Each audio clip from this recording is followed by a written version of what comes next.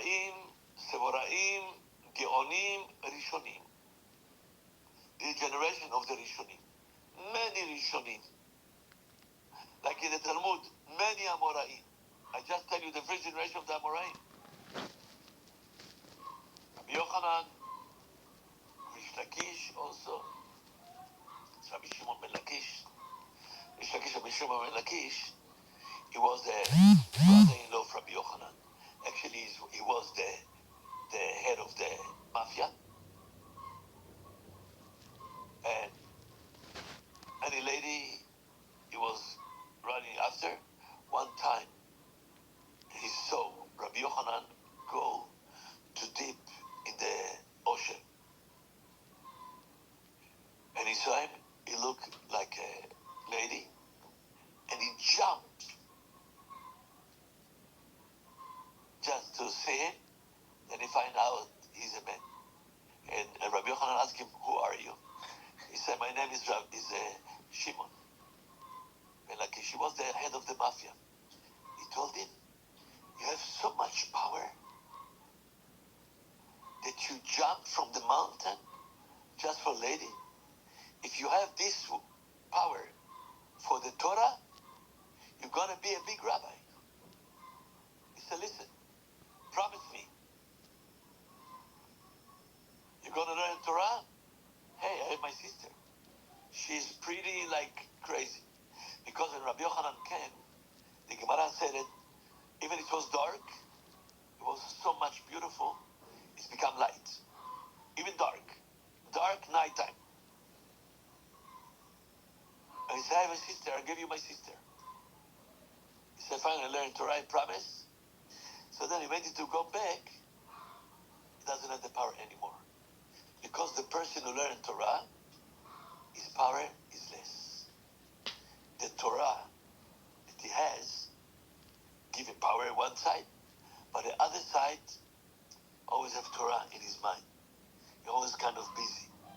So he couldn't jump back. So he was learning Torah. He became one of the most famous rabbis in the Gemara. Rish Lakish. He was non-religious. He was the head of the mafia. He became a big tzaddik.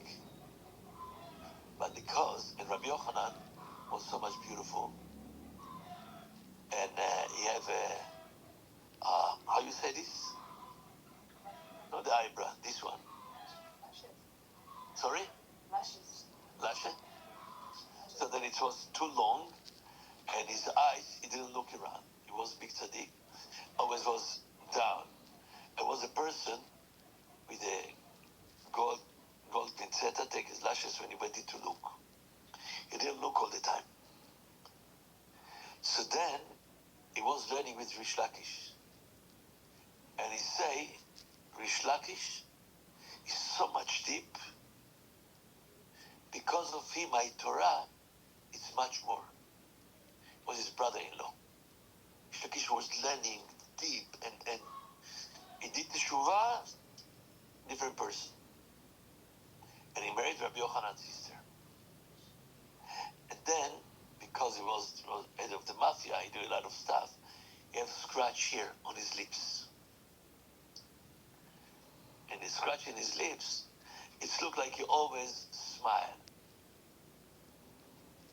And one day he was talking to Rabbi Yochanan, and Rabbi Yochanan, they took his lashes up, and he saw Rish Lakish, and he said, "You laugh at me?" He didn't. You know, Rish Lakish, since he heard, even you laugh, don't be full mouth laugh, because Bet HaMikdash destroyed it. Said the Gemara, he didn't laugh all his life. Can you imagine? A person did the Shuvah, and he heard Bet HaMikdash destroyed it. You can be happy, you can laugh, but not full mouth. Since he heard it, he never laughed. He laughed, but with a limitation. So much tzaddik. He was the head of the mafia. He saw any woman, he jumped mountains. He did the shuvah,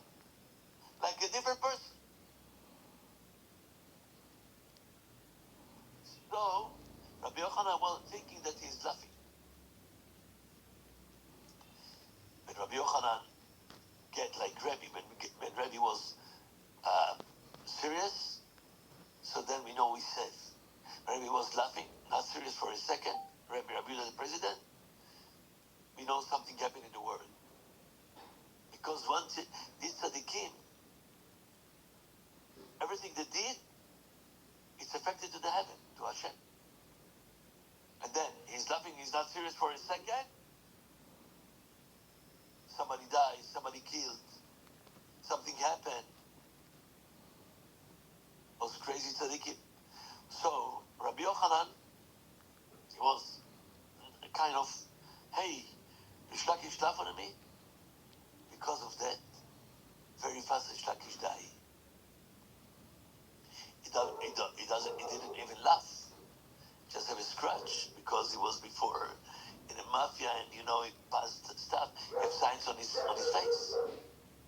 Rachel, ¿tú comprendes?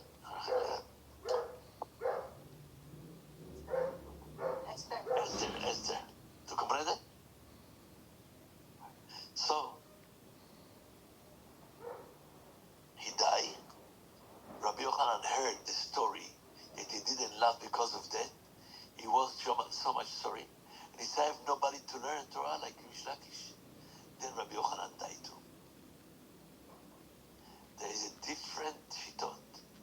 Rabbi Yochanan was long life. Some say 400 years. Some say 200 years. But 200 years for sure. It was long life. At least 200 years. Or even 400 years. And he died because his brother-in-law passed away.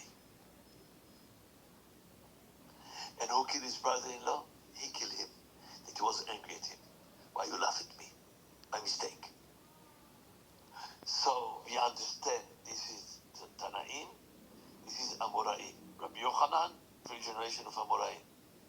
Rabbi Yochanan, Rav, Shmuel, Rav Ami, Rav Asi, Rav Huna, all these first generation of Amoraim. And then Rabbi Yochanan write the Talmud of Eretz Israel, the Gemara of Eretz Israel. Then in Babylon also have Chachamim, and then the last generation of the Chachamim, it was Rav Ashi and his Talmid Ravina. They write Rav Ashi and Ravina help him. They write the Talmud Bavli. They say everything by heart, but people are going to forget about it. They write the Talmud. Then we have two Talmud. After Amoraim, we have Sevoraim. After Sevoraim, we have Geonim. 59 years ago to 1,000 years ago.